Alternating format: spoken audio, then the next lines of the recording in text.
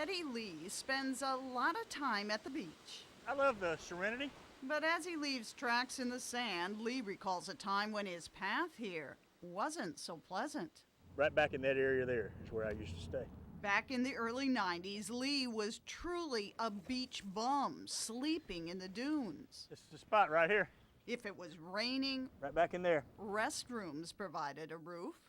And this is where he ate. This was one of my better dumpster diving areas right here. Lee's life started out as rosy as his baby cheeks. Raised in Winter Haven, he was a star swimmer in high school and served his country as a Marine.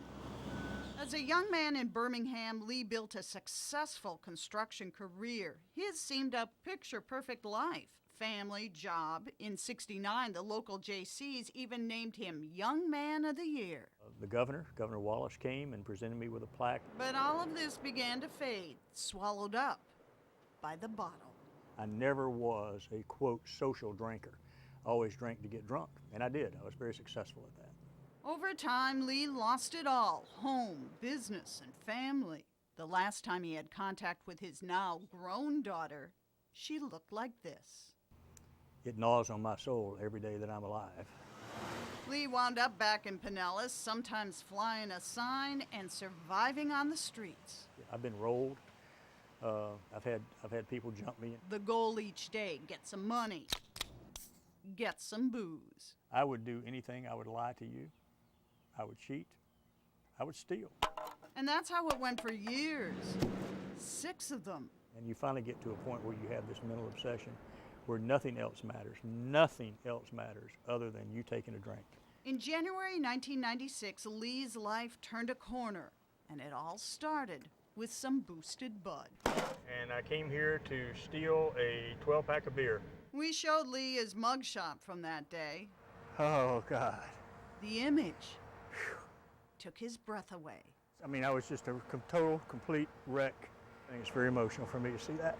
In jail, Lee sobered up, and this time around, a treatment program worked. I really believe, from the core of my being, that God reached down and touched me in a very special way. Lee eventually started hammering out a new life, once again supervising construction. He still does consulting, but many days you can find him volunteering here. He dishes out food How y'all doing? and encouragement at Pinellas Hope, where the down and out find shelter in tents. Never had anything like this. This is a real step up for somebody who's homeless. On this day, he chats with Lily Fletcher, How long have you been on the streets? telling his story of redemption.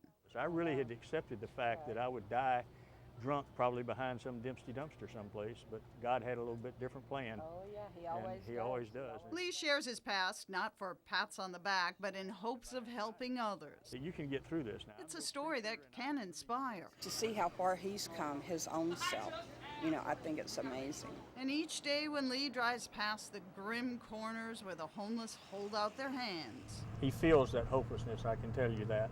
he's grateful for the hands that helped him. My reaction is that really could be me, and how thankful I am that it's not. 14 years ago, the tide for Lee changed. He's come full circle, back on the beach. But this time, the living is good. It's all blessed. My goodness. How lucky have I been? In Pinellas, Catherine Bursch, 10 Connects.